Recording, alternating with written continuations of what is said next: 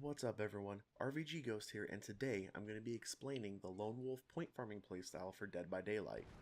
This is a more selfish playstyle, but it is guaranteed to rank you up if you can master it. This playstyle thrives if you are playing against the Hillbilly or Trapper, more so than the Wraith. The reason for this is simply because the Wraith can stealth and is a lot less noticeable than the other two killers. Looking at hooks at the beginning of a match will help you determine which killer you are going against. If the hook has rope wrapped around it, like this, you're facing the Trapper. If there's cloth wrapped around it, like this, you were facing the Wraith. And last but not least, if there's scrap metal around the hook, like this, you were facing the Hillbilly. Now the Lone Wolf playstyle is very selfish and the easiest for anyone to play but hard to master. You can play as a Lone Wolf and still not rank up if you aren't careful about planning out your game one step at a time. I will explain how to properly be a successful Lone Wolf player in this gameplay that I have here for you. I start off by jumping on the first generator that I see. I make sure that I hit all of my skill checks so I don't alert the killer as to my whereabouts on the map. It is also helpful to have a teammate or two that are good at hitting skill checks as well. Make sure that you are always checking your surroundings for the killer often. You don't want to be surprised from a direction that you aren't expecting while repairing a generator. Being able to check your surroundings often while being able to pay attention to your skill check meter is a skill in and of itself. So don't be too hard on yourself if you have trouble with this, if this is a new playstyle for you. I stay on the outside along the wall, making sure I stay hidden and also that I don't go towards the center of the map. That's where most killers operate when it comes to playing games. Now we know we are facing the Trapper, and most trappers do not place bear traps along the outside of the map.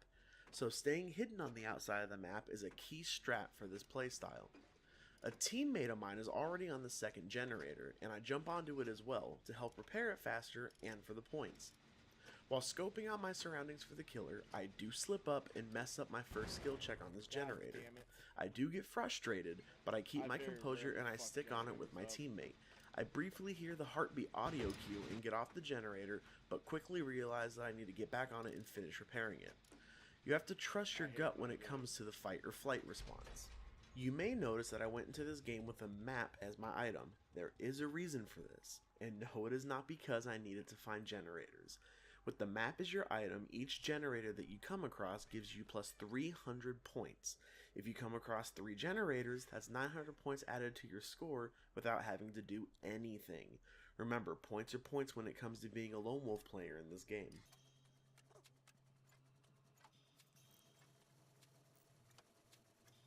Now here you notice that your teammate went down, so pan your camera around until you find the outline of his body.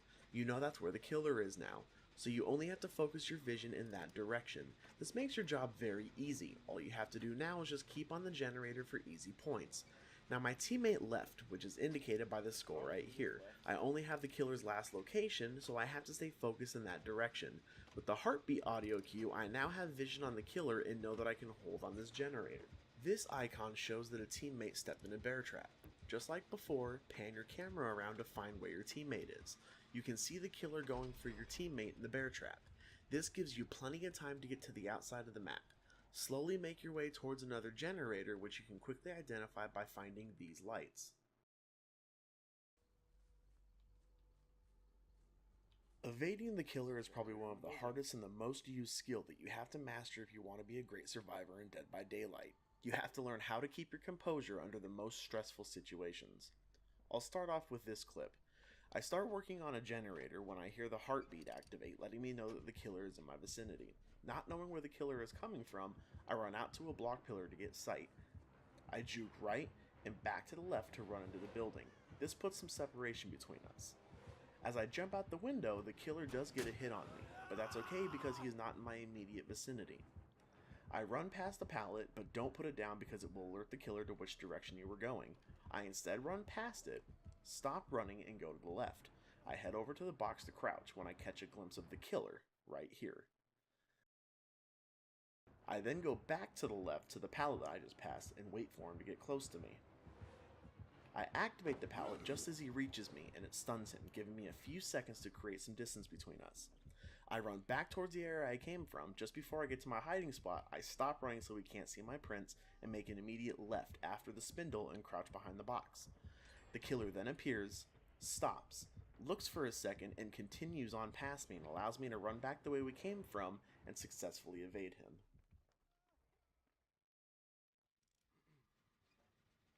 Evading the killer doesn't always mean you have to run away from him. You can achieve this by simply just hiding from him.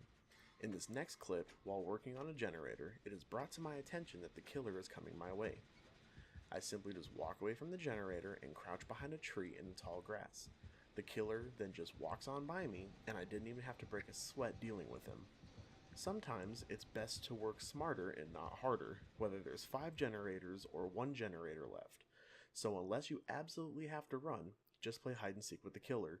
You will be surprised how many times this will work and let you go about completing your objective and possibly give you the victory for that match. Here is another example of the hide and seek tactic that could possibly work for you. Hiding behind large trunk trees is great for cover. Even though you can hear and see the killer coming your way, keep your composure and make very little adjustments to move around the tree and stay out of sight. This is more of a tactic for moving around the map than getting objectives, but every little bit of knowledge helps.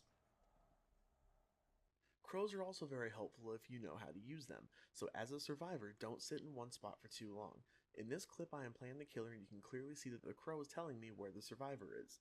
The killer doesn't have to be using Spies from the Shadows perk for this to happen. Keep moving slowly around the map until you find the exit. If against the trapper, make sure you pay attention for bear traps as well.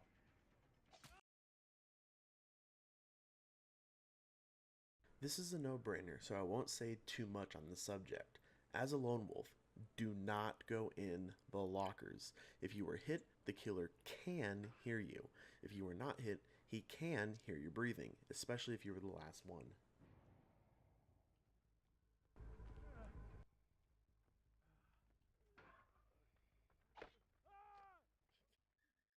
Thanks for watching, guys. If you enjoyed this video, go ahead and give that subscribe button underneath a click to get updates on more tips, tricks, and how-tos.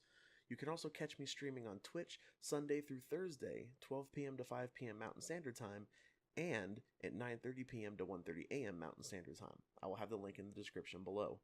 Thanks again, and I will catch you on the flip side.